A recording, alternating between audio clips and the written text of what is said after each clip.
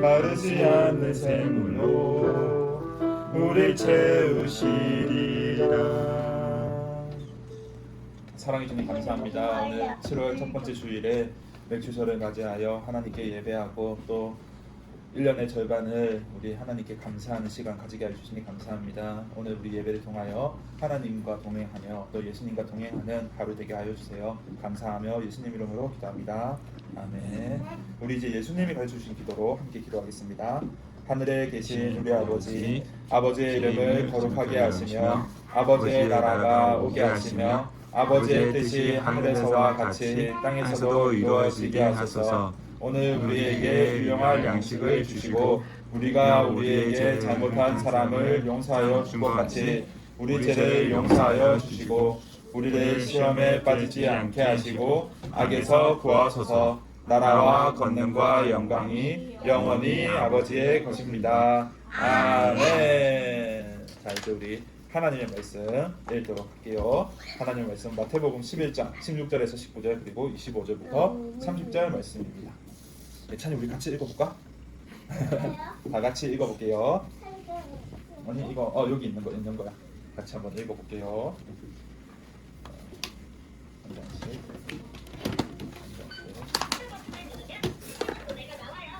읽어봅시다. 다른 노래 하지 말고 같이 읽어봅시다. 시작. 내가 이 세대를 무엇과 같다고 할까요? 이 세대는 장터에 앉아서 서로 외쳐대는 아이들과 같습니다.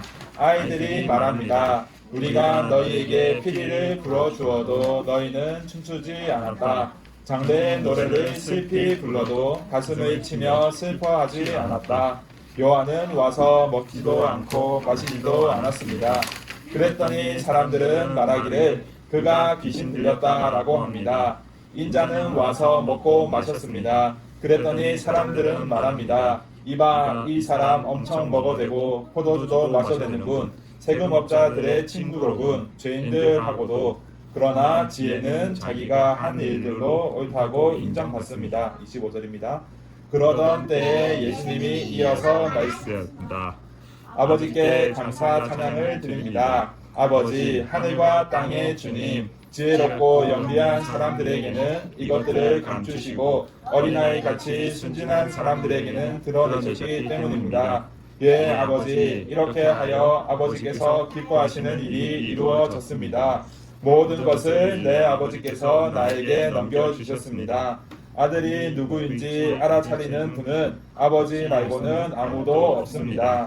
아버지가 누구인지 알아차리는 사람도 아들과 또 그 아들이 드러내주고 싶어하는 사람들 말고는 아무도 없습니다. 지치고 짐에 눌린 여러분, 다 나한테 오세요. 바로 내가 여러분을 쉬게 해드릴게요. 나의 명예를 메고 나한테 배우세요. 나는 온유하고 마음이 낮으니까요. 그러면 여러분이 쉴 곳을 찾아낼 겁니다. 나의 멍에는 지기 쉽고 나의 짐은 가벼우니까요. 아멘. 이 말씀 우리 하나님의 말씀입니다. 와, 태호가 딱 와서 되게 재밌었어. 맞아, 삼촌이 오라고 해서 태호가 알아듣고 왔나봐. 네, 이 말씀은 우리 하나님의 말씀입니다. 우리 나는 예배자입니다. 찬양하고 말씀 들으러 나아가겠습니다.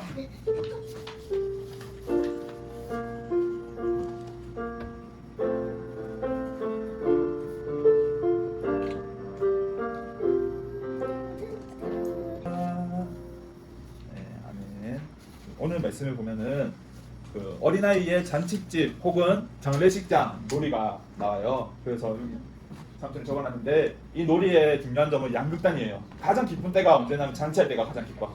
가장 슬플 때는 언제냐면 장례식이 가장 슬픈 시기예요. 그래서 가장 기쁠 때도 야 같이 기뻐하자 하는데 아무도 안 기뻐했어. 그리고 가장 슬플 때도 같이 슬퍼하자 했는데 아무도 같이 안 슬퍼한 거야. 그래서 그러면은 이 두 사람은 같이 노는 거예요? 아니면 그냥 다른 상관없는 사람이에요?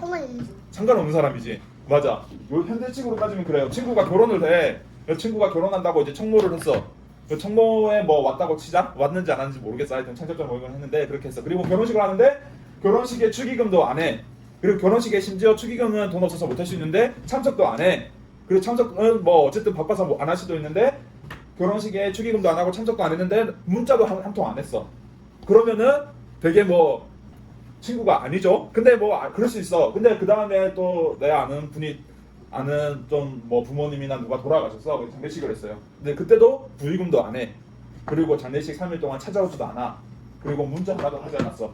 그러면은 그 사람은 어떤 거예요? 친구일까요? 친구가 아닐까요? 친구가 아니에요. 친구가 아니죠. 그래서 여기서 사실은 뭐냐면은 그 말을 하는 거야. 예수님이 하나님께서 하나님 백성을 사랑하셔가지고 이런 방식으로도 다가오고 저런 방식으로 다가왔는데 이스라엘 백성들이 그 방식들을 다 무시했다는 거예요. 자, 하나님이 어떻게 이스라엘 백성들에게 찾아왔냐면은 두 가지 모습으로 다가왔어요.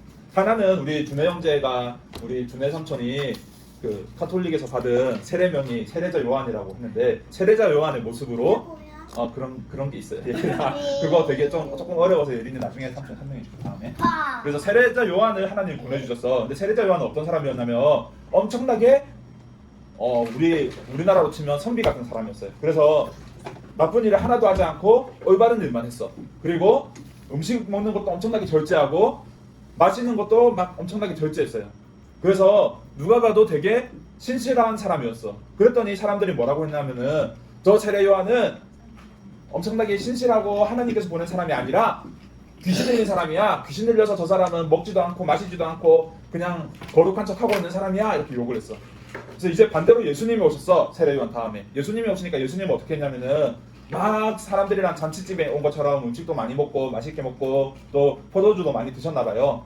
그렇게 했더니 사람들이 뭐라고 했냐면 저 예수라는 사람은 먹보야 먹보 먹는 것만 좋아해서 엄청나게 먹으러만 다녀. 그리고 저 사람은 술꾼이야. 술을 너무 좋아해서 술만 마시고 다녀. 이렇게 욕을 한 거야. 세례요한이 왔을 때는 저 사람은 먹지도 않고 마시지도 않네. 아예 귀신 들린 사람이야. 이렇게 욕하고 예수님이 왔더니 예수님은 아예 저 사람은 경건하게 금식을 해야 되는데 금식도 안 하고 먹기만 좋아하고 마시는 것만 좋아하네. 이렇게 욕을 한 거야. 그리고 저기 세금 걷어가는 사람들 우리나라로 치면은 약간 친일파 같은 사람이라고 생각하는 거예요. 그러니까 친일파들이랑 친하게 지내고 저 죄인들과 같이 다니는 사람이네 이렇게 욕을 했어요. 그러니까 하나님이 이스라엘 백성을 구하기 위해서 가장 경건한 모습의 세례 요한을 보냈을 때는 저 세례 요한은 귀신 들렸어 라고 욕하고 반대로 우리 가장 죄인들의 모습을 감당하기 위해서 예수님을 보냈을 때는 저 예수는 술꾼의 먹보야. 저 예수는 우리가 보기에 참 부적절한 사람이야 이렇게 욕을 했던 거야. 그러니까 이 이스라엘 민족은 어떤 마음이었냐면은 그냥 하나님의 말씀을 듣기 싫었던 거야. 그냥 그 마음에 아예 저 하나님이 말씀하시는 거 다 듣기 싫어. 난 안 들을 거야. 이렇게 마음을 먹었던 거야. 하나님은 항상 있잖아요. 어떻게 하냐면은 한 가지 방식으로만 우리에게 말씀하지 않으세요. 그래서 삼촌이 여기서 이제 이렇게 예배하는 것도 있고 또 어떤 대형교회에서는 대형교회 목사님이 설교를 해요. 그걸 통해서 하나님의 말씀을 선포하고 또 어디 수도원에서는 수도원의 방식으로 하나님 말씀을 선포해요. 다양한 방식으로 하나님 말씀을 선포하는데 근데 여전히 하나님 말씀을 안 듣는 사람은 어떤 사람들이냐면 처음부터 하나님 말씀을 듣고 싶어하지 않는 사람이었어요. 그러니까 교회를 욕하는 사람들이 지금도 많아요. 근데 그 사람들이 욕하는 사람들을 보면은 그러면 그 욕하는 사람 말고 다른 교회 가면 되잖아. 그지? 저기 교회 목사님 마음에 안 들어서 나는 교회 싫어. 이렇게 하면 그 교회 말고 다른 교회 가면 돼요. 그 목사님이랑 다른 목사님이 있으니까. 근데 그 다른 교회도 또 다른 교회에도 저 목사님은 저래서 싫어. 이렇게 말하고 또 다른 교회 가면 또 다른 교회도 이래서 싫어. 이렇게 말한단 말이에요. 그럼 그 사람은 어떤 마음이냐면 그냥 교회 가기 싫은 마음이에요. 그래서 지금 예수님이 똑같은 이야기를 하고 계시는 거예요. 이스라엘 민족을 구하기 위해서 하나님이 여러 가지 방식으로 사람들을 보냈는데 이 사람은 이래서 싫어. 저 사람은 저래서 싫어. 이렇게 싫어하는 사람들은 결국에는 구원의 자리로 향하지 못했다라는 이야기를 하시는 거예요. 그리고 예수님은 그 사람들을 뭐라고 표현하냐면 지혜로운 사람이래. 우리가 생각할 때는 지혜로운 사람이 좋은 것 같은데 똑똑하다고 생각하는 사람들이 오히려 하나님 나라에 못 들어간대요. 왜냐하면 이 사람은 이래서 싫고 저 사람은 저래서 싫고 이렇게 하다 보니까. 그래서 막 그렇게 이야기를 할 때 예수님 뭐라고 하냐면 진짜 지혜는 그 사람의 행동을 통해서 드러나게 돼 있다라고 이야기해요.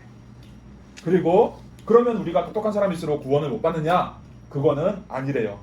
예수님이 이어서 말씀하시기를 뭐라고 하냐면 하나님께 감사 기도하면서 이렇게 말씀하세요. 지혜로운 사람에게는 그렇겠지만 어린아이 같은 자들에게는 하나님이 다 드러나게 설명해 주시니 감사합니다 라고 이야기해요.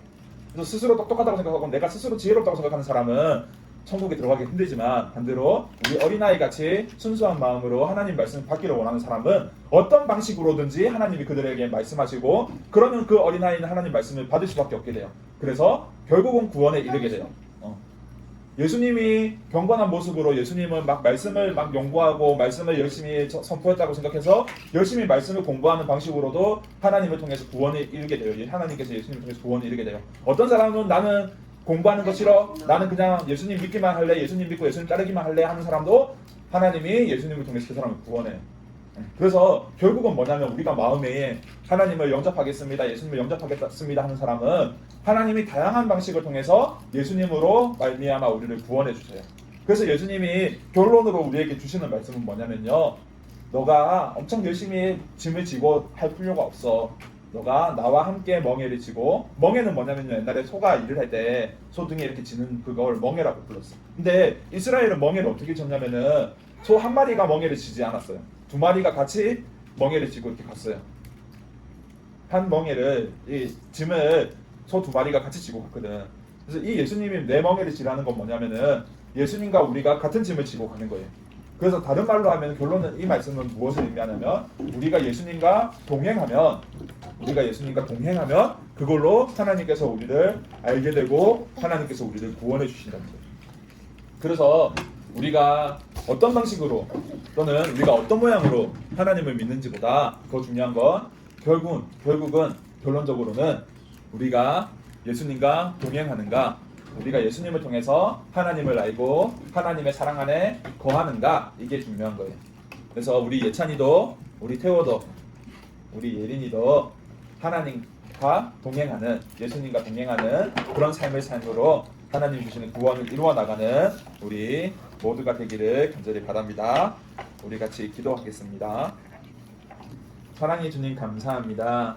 하나님, 우리가 어린아이처럼 되어서 하나님께서 우리에게 주시는 모든 방향을 통한 말씀을 우리가 잘 받고 예수님과 동행하며 하나님을 알아가는 하나님의 거룩한 자녀들 될 수 있게 해주세요. 감사하며 예수님 이름으로 기도합니다. 아멘. 우리 같이 주와 같이 길 가는 것 찬양하시고 축도함으로 예배 마치겠습니다. 엄마 비닐봉지. 여호와께서 그대에게 복을 내리셔서 그대를 지켜주시기 바랍니다. 여호와께서 그 얼굴빛을 그대에게 비추셔서 그대를 불쌍히 여겨주시기 바랍니다. 여호와께서 그 얼굴을 그대에게로 드셔서 그대에게 평화를 주시기 바랍니다. 구독과 좋아요 꼭 눌러주세요. 와, 오늘 예배 되게 잘 드렸어.